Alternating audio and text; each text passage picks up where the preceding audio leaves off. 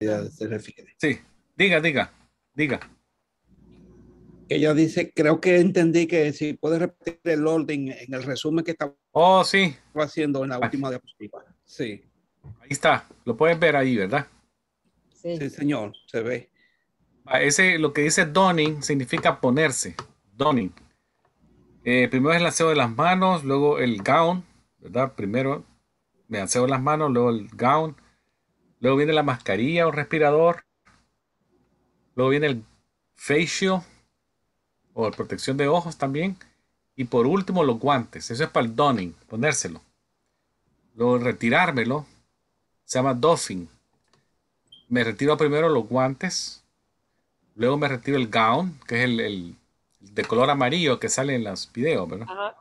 Como la Luego viene bata. como la bata, la bata. Luego me hago un aseo las manos porque me quité los guantes. Sí. Posteriormente me quito el face shield y los goggles. Luego viene, me quito la mascarilla o el respirador. Y ahí ya es el último paso, ya viene el aseo de manos nuevamente. Aseo de las manos. Ese es el doffing.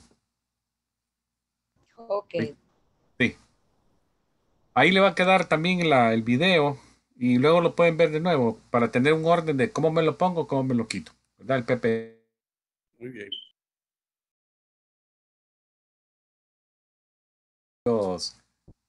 La manera inmediata de combatirlos a través de extintores. Hay tipos de incendios y hay también tipos de extintores, ¿verdad? Los incendios los clasifican por tipo de material A, B, C, D, dependiendo cómo iniciaron, ¿verdad? Papel, ropa, líquido flamable, si fue por equipo eléctrico, todo eso. Así se clasifican. Y los extintores igual. Hay extintor tipo A, B, C, D y hay extintor ABC. El ABC es el combinado, puede ser uso de químicos o otros agentes para disminuir el fuego. Este que les pongo acá, la próxima vez que vean un extintor, pónganle atención. Ellos tienen las letras.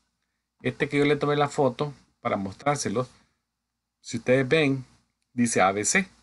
Entonces, hay un extintor ABC que es para básicamente combatir los tres tipos de fuego: papel, inflamable, eléctrico. Y está aquí visible. Y ellos también tienen unos dibujitos ahí que lo orientan a uno cómo actuar frente a un extintor, cómo lo manejo. Pero yo les voy a compartir también cómo manejarlo. Acá está. La palabra paz para el extintor. Cada letra tiene un significado. La letra P es halo, el seguro. La A es a punto. La S es aprieto en inglés, squeeze. Y la otra S es como movimiento en barrido, izquierda a derecha. Esa es la paz. Cómo usar el extintor. Ahora, ¿qué hacer en caso de un incendio? La palabra es race. R-A-C-E. La primera R es para rescatar, ayudar a rescatar pacientes que estén en silla de ruedas, muletas, adultos mayores. La A es sonar la alarma, ya sea físicamente la halo o grito, fuego, fuego. Luego tiene la letra C, que es cerrar puertas de fuego. Ya les voy a hacer una foto a continuación. Básicamente el oxígeno no es combustible, pero sí alimenta al fuego, ¿verdad? Eso es bien importante.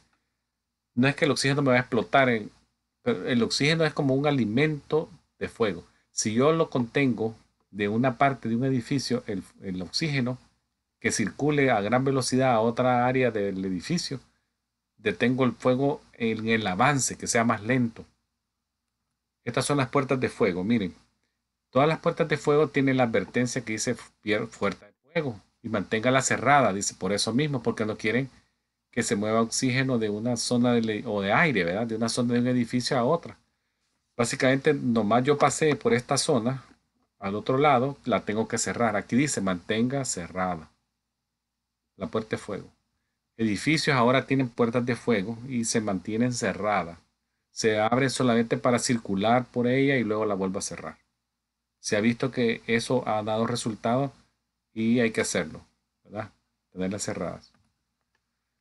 También podría ser un fuego eléctrico, hay advertencias, cómo puedo yo mejorar que no suceda. Tiene que ver con las extensiones, que no estén rotas, no estén dañadas, y la forma segura de utilizar equipo eléctrico en la oficina. Ahora, en el manejo de sustancias peligrosas, la OSHA recomienda también saber los riesgos de cada químico. También etiquetarlos donde estén los químicos, ya sean bolsas, contenedores, cilindros, tanques de almacenaje, tienen que estar debidamente etiquetados para que la gente sepa que hay ahí. Cada químico tiene su material o hoja de manejo seguro del material, que se llama MSD, y ahí aparecen advertencias generales del producto. Si tiene un antídoto, aparece el antídoto, qué hacer en caso de derrame, qué hacer en caso de que me contamine el ojo, la mucosa de la boca, si lo inhalo, todo eso lo dice el MSD de cada químico. Y eso tiene que estar en un lugar accesible de la clínica para que todo el mundo lo pueda leer y actuar en forma inmediata si sucede un derrame o una contaminación. Ahora, técnicas para asegurar que el ambiente de trabajo es bastante seguro para todos.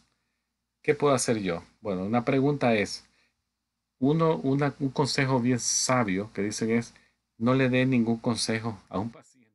Imagínese que sabio el consejo. No le dé ningún consejo al paciente. ¿Por qué? Bueno, básicamente, como asistente médico, usted no, dentro de su trabajo no es dar el consejo a nadie. Lo mejor es, si alguien tiene una pregunta, pasárselo a la enfermera o al doctor. No darle ninguna, que usted va a estar bien, que esto no es muy grave, que he visto muchos pacientes que han tenido algo parecido y se recuperaron. Eso no se puede decir a nadie. No se vea tentado a dar una respuesta de ese tipo, sino que la conversación más terapéutica y profesional es, el médico ya viene y él le va a dar la respuesta a sus dudas. Y ya, ¿verdad? No hay que dar ningún consejo equivocado. Tal vez no equivocado, pero lo van a malinterpretar y no es eso el mensaje que queremos darle al paciente, ¿verdad? No hay que dar ningún consejo. En cuanto al material esterilizable, recordemos que tenemos que hacer, si nos toca hacerlo, ¿verdad? Por supuesto, si no, no. Pero si tuviéramos que preparar algún material para esterilizar, hay que recordar que hay que hacerlo de una forma siguiendo un protocolo o instrucciones, ya que la más mínima contaminación que podamos dejar puede crear un serio riesgo a la salud del siguiente paciente que lo va a usar. Entonces, hay que hacerlo muy profesional y hacerlo en cuanto al protocolo de la organización. Obedecer todas las instrucciones que ahí se hacen para el manejo apropiado de la limpieza. De ahí también otro consejo es desechar la basura en forma apropiada, las cosas contaminadas o riesgosas, ponerlas en los contenedores que son a prueba de pinchones, no esperar que rebalsen del contenedor, sino que a 3/4 cambiarlos, familiarizarse con las guías de cómo se desechan los materiales peligrosos. También hay que tomar información exacta cuando estemos trabajando, porque eso es importante, tomar notas exactas, ya que fallar en eso, ¿verdad? No pongamos bien un síntoma, una historia médica mal hecha, un resultado de laboratorio equivocado, puede llevar a que el que prescribe el medicamento a ese paciente va a ser un tratamiento erróneo en base al dato que yo puse. Eso es una cosa muy también sensible y hay que tener la, el tiempo pues para tomar datos exactos y seguir todos los procedimientos en base a los protocolos locales. Así que ahí les pongo el desecho de materiales, ya sean contenedores a prueba de pinchones, biorriego en bolsas rojas, material de riego, por ejemplo, en bolsas azules. Probablemente ustedes nunca han visto bolsa azul, pero hay bolsas azules en algunos hospitales que son para específicos desechos farmacológicos, medicamentos ya vencidos, todo eso, bolsas azules. También hay contenedores de bolsas amarillas, ¿verdad? Son aquellos medicamentos de tipo que sobrantes de quimioterapia, se ponen en bolsas amarillas, y también hay contenedores de color negro. Entonces, esos son para los hospitales, ¿verdad? Diferentes colores de bolsas. En cuanto a la cadena de sobrevivencia, ustedes obviamente cuando ya empiecen a trabajar les van a pedir donde trabajen que se certifiquen con CPA, CPR o BLS. el Basic Life Support, que es aprender o ponerse otra vez bien listo a cómo dar compresiones cardíacas efectivas, cómo utilizar un ambú para dar respiraciones de rescate o con otro rescatista al mismo tiempo, dando uno compresiones, el otro respiraciones. Esa es una básica, ¿verdad? No avanzada, porque avanzada es cuando ya se hacen uso de medicamentos, pero BLS es para el asistente médico y el CPR convencional, el uso de un desfibrilador. ¿Verdad? Eso lo van a ver ustedes cuando sacan su certificación de CPR o BLS. Bueno, voy a pasarme a la otra clase. Ahorita me voy a retirar momentáneamente de acá, voy a dejar de compartir. Ok. HIPAA, ya terminamos lo que es la seguridad en el ambiente de trabajo. Vamos a ver la parte, cómo proteger la información de salud de los pacientes, ¿verdad? Que es también algo bien necesario conocer. Vamos a ver vamos a irnos al punto de lo que debemos hacer. ¿Qué debe saber el asistente médico sobre HIPAA para no dar mucha vuelta, ¿verdad? Cuando usted comienza un entrenamiento ya en su lugar de trabajo, como asistente médico, casi siempre les van a dar como una inmersión otra vez de lo que es HIPAA. Básicamente la HIPAA es una ley a través de los Estados Unidos que en 1996 se empezó a usar con más eh, frecuencia. Actualmente se usa en todas las oficinas de salud. Básicamente asegurar la confidencialidad de los récords médicos en la época del papel y ahora en la época electrónica, ¿verdad? Que es computación. Entonces las entidades cubren la protección de la información de los pacientes.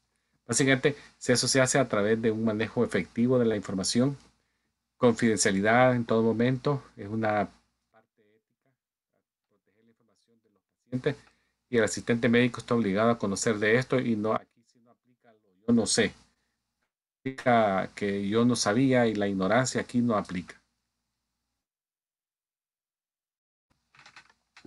Como dicen, estas cosas no se puede aducir, no sabía, ¿verdad? Sí, todo el mundo tiene que saberlo, es una obligación. Entonces, mantener la confidencialidad de la información privilegiada de los pacientes es una tarea de todos, ¿verdad? No debemos de revelar información sin el permiso de los pacientes, al menos que la ley así lo exija. Puede ser una orden de juez, una orden de corte, ahí ya son otras palabras, pero si a mí se me salió que algo que oí, algo que dijeron, algo que el paciente hizo, es confidencial. No olvidemos eso. Entonces las leyes de seguridad de HIPAA eso requieren. Por ejemplo, ¿qué requieren de mí? Que tenga palabras o password, ¿verdad? Claves en mi computadora que sean seguras, ¿verdad? Que sean seguras. Para acceder a la información tengo que tener una password segura. Si estoy trabajando en un área bastante visible, tengo que mantener la información de mi computadora, de la pantalla, posicionada de una manera que no me la vean. Si tengo que salir de la habitación, la computadora la tengo que cerrar y regresar y volverla a abrir. Aunque así sean 5 segundos, si no la cierro, es una violación de HIPAA. Tengo que cerrarla. Si yo salgo de la habitación, tengo que cerrarla. También hay que dejar papeles visibles viendo hacia arriba, resultados de examen, un ecocardiograma del paciente, lo dejo viendo para arriba, pasó otro paciente en el pasillo que iba para el baño, el nombre y el diagnóstico y todo eso. Hay que tener mucho cuidado que se debe proteger esa información de ser vista por terceras personas que no tienen nada que ver con la comunicación privilegiada que ese papel tiene con el paciente y el doctor.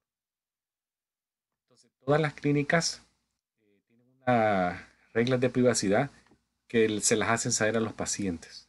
Ellos saben cómo se va a manejar su información y cómo se puede compartir en algún momento si es necesario compartir la información. Porque recuérdense también que en algunos momentos hay que compartir información porque los seguros no le pagan si ellos no saben que le hicieron, pues ahí no le están diciendo al seguro una información protegida. Ellos, un seguro para pagar una cirugía tiene que ver el reporte operatorio o no se lo paga. O le hicieron un examen de apnea de sueño, tiene que ver el resultado de la apnea de sueños y no, ¿cómo le va a pagar al? Entonces, los seguros es una forma que la clínica tiene que soltar esa información al seguro porque si no, no le pagan. Si lo envía a un especialista, un médico familiar, tiene que revelarle también información al especialista para que el especialista sepa el antecedente por el que llega. Hay en algunos momentos farmacias también se enteran de algunos diagnósticos de pacientes porque van a preparar medicamentos para un paciente.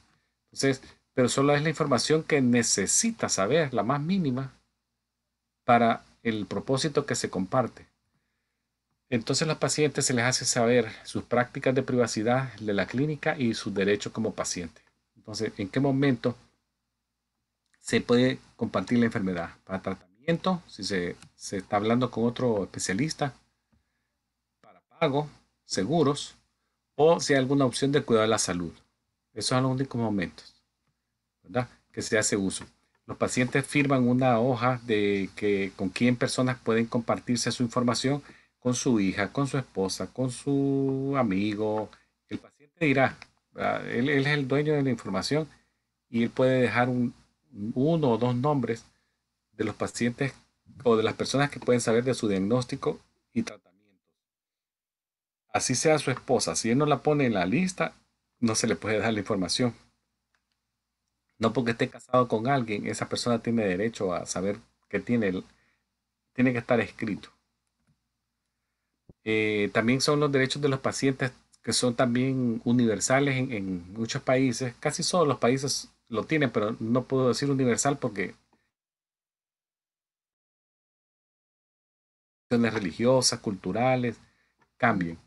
Pero en Estados Unidos, por ejemplo, en los 50 estados sí son derechos que se comparten con todos los pacientes, ¿verdad?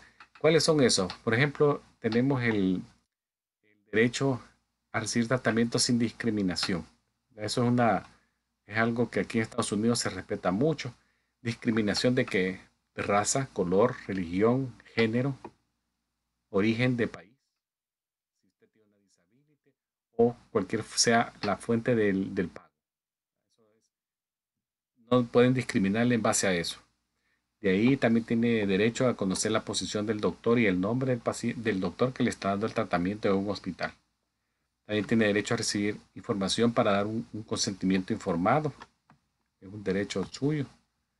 Y el derecho informado es voluntario y usted lo firma al final si está de acuerdo. También tiene derecho a recibir información si no quiere que se le dé una resucitación. Digamos que alguien cayera muy grave y entra a UCI y lo intuban. Entonces tiene derecho a decir no me resuciten, ¿verdad? Deja firmado ya, do not resuscitate. Y ya el doctor sabe y la enfermera que si hace un paro no le van a dar maniobras de resucitación porque él dejó firmado que no. Eso también es un derecho y se lo van a respetar. También tiene derecho a decir no a un tratamiento, a un examen físico, a una observación. También su derecho. Otra cosa, también tiene derecho a recibir copia de su récord médico sin costo. Y si hubiese un costo, tiene que ser un costo razonable para lo que le están dando. O sea, al valor de una copia comercial, ¿verdad? Si en Staple una copia vale 10 centavos, ese es el costo que le podría máximo cobrar a un hospital. No le va a cobrar por una copia de un expediente $50. O sea, sí tendría usted derecho a quejarse, a hacer una queja, sin miedo a tener una represalia porque usted se quejó.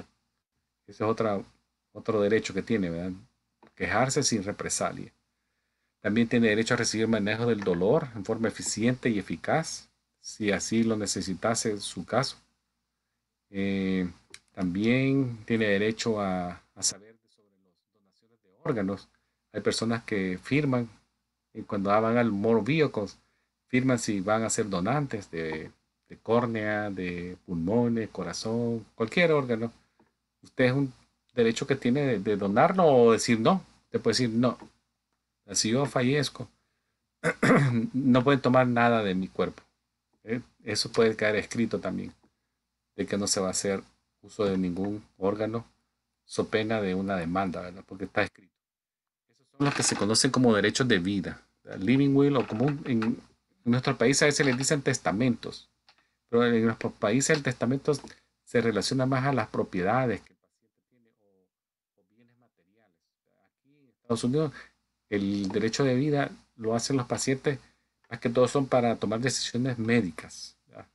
tratamientos, resucitaciones, donaciones de órganos, decisiones de cirugías, si así se contempla la necesidad.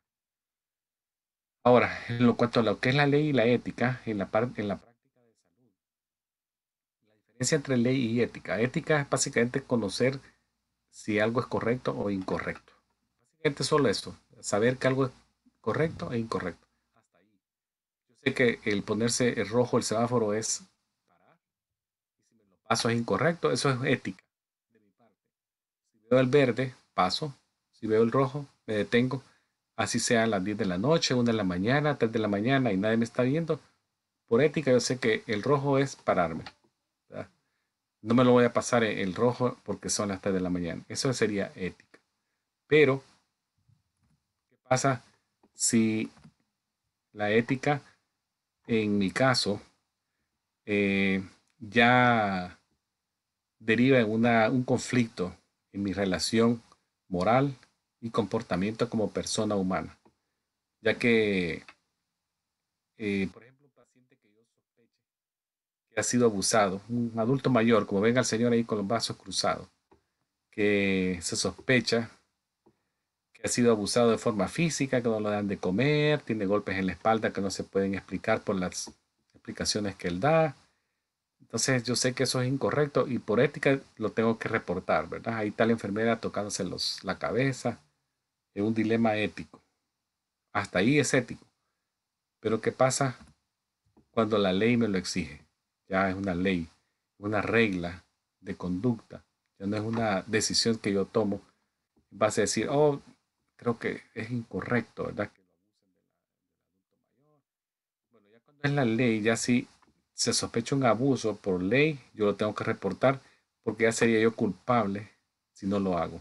Ya hay una ley que también me incrimina a mí y es una ley, básicamente son reglas de conducta. La ley es una regla de conducta, una acción que es promovida por una autoridad competente, ya sea del gobierno municipal de una ciudad donde yo viva, de un estado o lo que es el estatal o un gobierno federal, ¿verdad? La suma total de todas esas reglas y regulaciones es lo que rige a una sociedad, ya sea civil o profesional. Hay leyes para doctores, hay leyes para enfermeras, hay leyes para todo lo que ustedes quieran pensar. Por lo tanto, las leyes son creadas por personas y su razón de ser es regular la convivencia de todas las personas en una ciudad, un estado o lo que sea. Entonces, en cuanto a la ley, hay tipos de cometer una acción incorrecta contra alguien. Es lo que se llama tort, ¿verdad? Aquí lo puse yo. Tort. Cometer algo incorrecto contra alguien. Hay muchos tipos de tort. Tal vez ustedes han oído negligencia, que alguien dice, oh, ese hombre es bien negligente en lo que hace. Es cometer algo incorrecto sin intención, ¿verdad? Sin intención. Ahora, la, cometer algo incorrecto sin intención, pero por un profesional, ya se le conoce como mala praxis, ¿verdad? Entonces, eh, ¿cuál podría ser una mala praxis? Un especialista, un médico que prescribe una penicilina a un paciente que tiene una alergia conocida. El paciente muere como consecuencia de la acción de un doctor que le dejó penicilina a pesar de que ya se sabía que era alérgico. Esa se le puede catalogar como una mala praxis. Los profesionales de la salud podrían ser actuar de forma incorrecta por negligencia, como por un acto de omitir algo.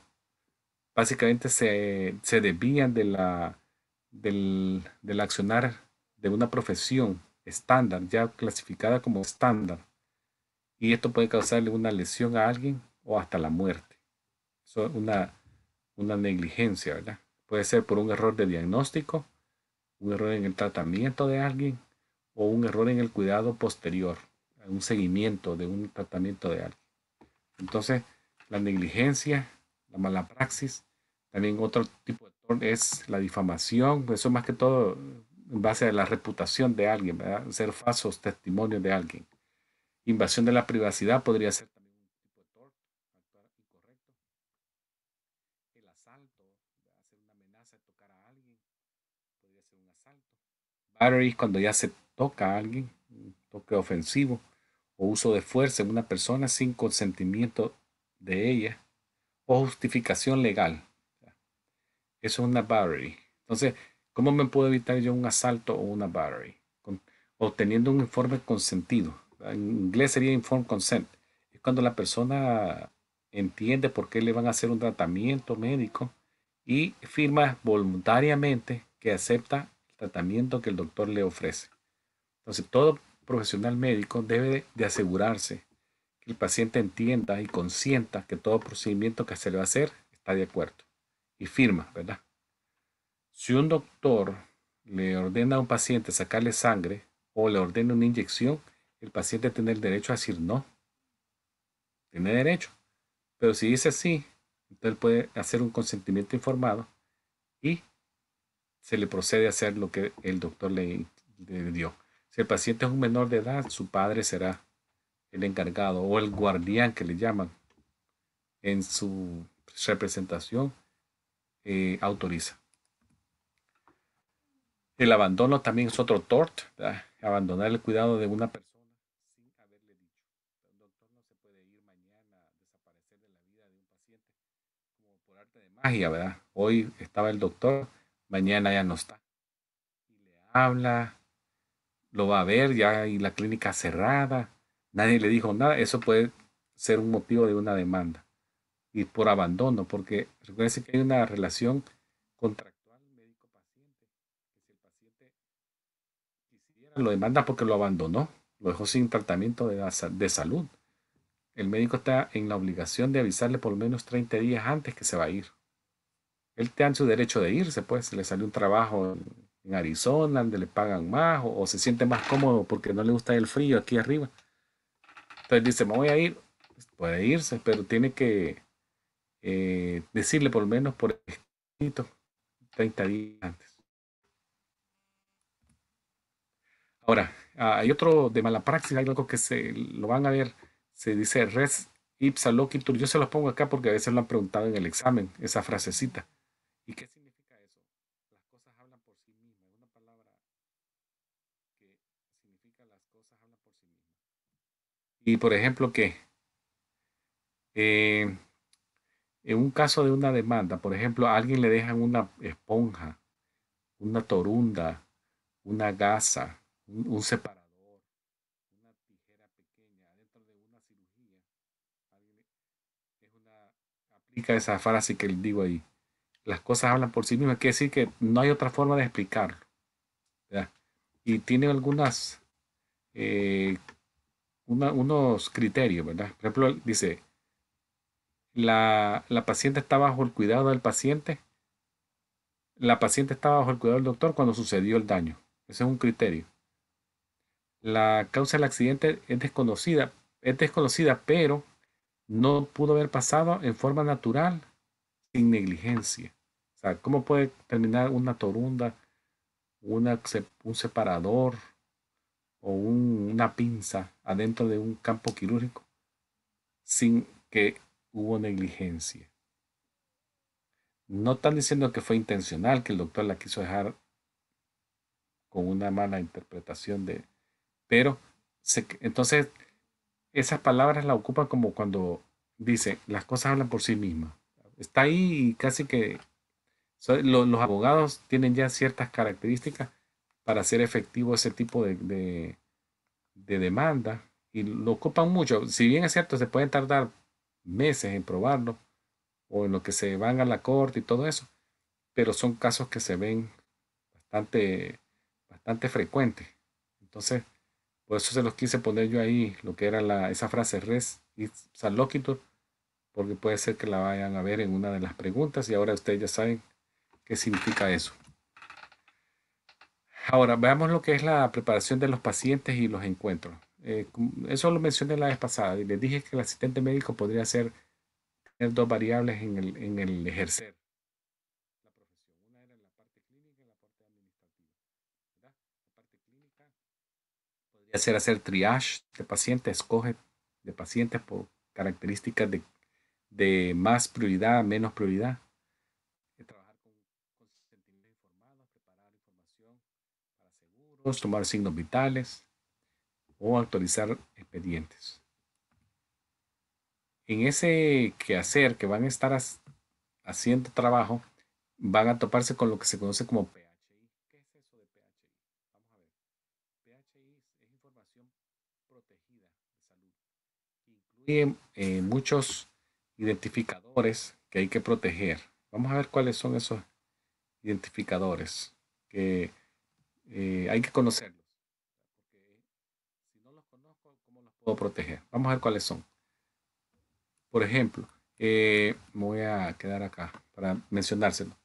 Por ejemplo, el PHI, tenemos información como por ejemplo la dirección de alguien, la residencia, es una PHI, el número de teléfono, el número de seguro social, su correo electrónico, su número de récord médico, sus beneficiarios del seguro médico, su número de cuenta, es identificadores de su vehículo, son también PHI, alguna identificador biométrico.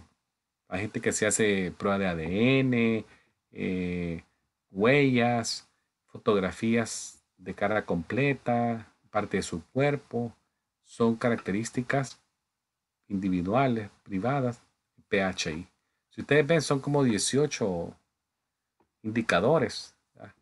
Que son identificadores e información de salud suya, PHI. Diagnósticos también, tratamientos médicos, medicamentos que usted usa, cirugías que le han hecho, PHI. Ahora, en cuanto al récord electrónico médico, ya lo mencionamos de que hay que protegerlos cuando tengamos acceso a ellos con claves, ¿verdad? Claves fuertes y que no se pueden de romper tan fácil, ¿verdad? Hay que hacerlas un poquito difíciles. Entonces, también hay que actualizar información de los pacientes, cómo quieren recibir información de ellos, si a través de correo electrónico, a través de fax, a través de mensajes de telefonía. Y tiene que estar escrito que el paciente autoriza que usted le puede hacer liberación de información por ese método, ya sea a un teléfono celular, a un correo electrónico o un teléfono de trabajo que él conteste, pues no se lo puede dejar la información con la secretaria, ¿verdad? Tiene que ser el paciente. Aquí, en cuanto al récord médico, ahí se los pongo. Necesario una clave para acceder al récord médico. Fuerte es la clave. No dejar información en las pantallas del ordenador visibles para terceras personas. Y conocer las normas de la institución para cuando se cometa un error en la entrada de un diagnóstico o la información en un expediente, hacerlo en cuanto al protocolo de esa institución. ¿Podrían haber de forma incidental liberar información? Sí, puede pasar, ¿verdad? Entonces, especialmente si no se toman las medidas del caso. Entonces, por ejemplo, conversaciones confidenciales entre dos proveedores tienen que ser en áreas privadas y no públicas. Como ustedes ven acá, miren estos dos, hablando de algún diagnóstico o algo en el pasillo de un hospital, en el pasillo de una clínica. Ahí podría haber una liberación de información confidencial sin haberse planeado que se liberara, ¿verdad? Se puede alguien o escucharlo o verlo. El elevador es el sitio más común donde se violentan informaciones de pacientes. Médicos hablando en lugares semiprivados, como podría ser ahí ese pasillo que ven ahí, en el área de la cafetería, se van a tomar un cafecito, se pueden hablar del paciente X, que qué bárbaro, que el diagnóstico, que le agregaron un antihipertensivo, la señora fulana, ya vino el reporte de la biopsia y le salió tal cosa, hablando en lugares públicos, como sean cafeterías, elevadores, parqueos o en la farmacia. Eso no se puede hacer. Si usted quiere hablar eso, o sea, un área privada, o si va a hablar con un paciente, lo lleva a una habitación, ¿verdad? Para que todo eso sea privado. Ahora, en cuanto a lo que son los récords de niños, en la mayoría de casos los padres son considerados los representantes legales de un niño y ellos pueden ver su récord médico a los papás. Entonces, pero también existe una palabra que la van a escuchar, que se llaman menores maduros. Y uno dice, ¿qué es eso de menor maduro? Bueno, el menor maduro, según lo dice la literatura, pues de lo que es la JIPA y todo eso, es Es por ejemplo, un menor que es ya papá. Imagínense un menor de 15 años, tiene un hijo y eso se ve mucho. Entonces un menor maduro, según la ley, pues, ya es papá, un menor o una menor que ya está embarazada, o un menor emancipado. En estos casos que le estoy poniendo, que ya es papá, que alguien, un menor embarazada o un menor emancipado, ellos pueden dar consentimientos por ellos mismos. No necesitan hablarle al papá. Ellos pueden dar un consentimiento por ellos mismos. Un menor emancipado es un adolescente, ¿verdad? Bajo la edad de 18 años, que ya se puede apoyar él solo su vida, ¿verdad? Puede ser que ya esté casado o acompañado, ¿verdad?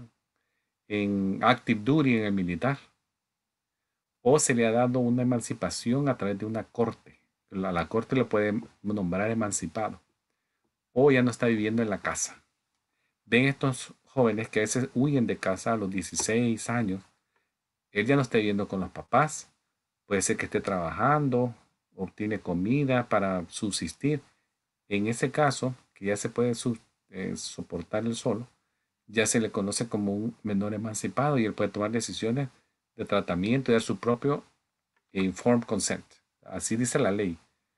Y los padres, en caso de que fueran los tutores legales de un menor, en ese caso sí, ellos poseen la capacidad legal de tomar decisiones relativas a sus hijos. Si son los representantes legales o padres biológicos por ley, bajo su autoridad. Pero no necesariamente porque el padre biológico es el padre que va a tomar decisiones, porque hay padres biológicos que no tienen potestad bajo el menor, sino que tienen la potestad tutores legales que los ha dado la corte. Algunos les dicen foster parents, tal vez lo han oído. En este caso, ellos son los que toman las decisiones sobre el tratamiento de un menor. Y esa es la excepción, ¿verdad? Entonces, otras excepciones podrían ser que los padres de un menor, se encontraran incapacitados y no puedan tomar decisiones, ¿verdad? ¿Qué es eso? Los padres que tuvieron un accidente de tránsito, están hospitalizados, inconscientes, o hay un padre que está en la cárcel y es un incapacitado de tomar decisiones. Padre preso, la madre enferma, terminal, un ventilador, son excepciones, ¿verdad? Entonces, también si ha sido retirado el menor por sospecha de alguna conducta abusiva o abandono de un padre, también ese padre pierde la potestad de dar consentimientos de tratamientos para un menor. Entonces hay muchas cosas, ¿verdad? Entonces, eh, en esos casos, bajo la ley de un estado, el estado podría darle el valor de un consentimiento de cuidado médico a otro padre que tal vez no es padre biológico, pero sí padre representante legal de un menor. Entonces eso se puede obtener a través de ley de corte o a través de un abogado. En ese caso, esas son las excepciones. Ahí le pongo lo del menor maduro, que le puse que un adolescente de la edad de 10 a 18 años, que es capaz de darse su propio consentimiento informado y toma el riesgo de una decisión de tratamiento. ¿Verdad? ¿Qué aplica acá? Básicamente, las condiciones que podría ese menor maduro tomar son de exámenes de tratamiento de enfermedades de transmisión sexual, planificación familiar, abuso por abuso de droga o alcohol, donación de sangre, o tener cuidado de salud mental. En esos casos, él puede decidirlo por sí mismo. Bueno, acá terminaría la presentación, doctor. No sé si hay alguna pregunta al respecto de lo que hemos hablado. Ok, profesor, muchas gracias.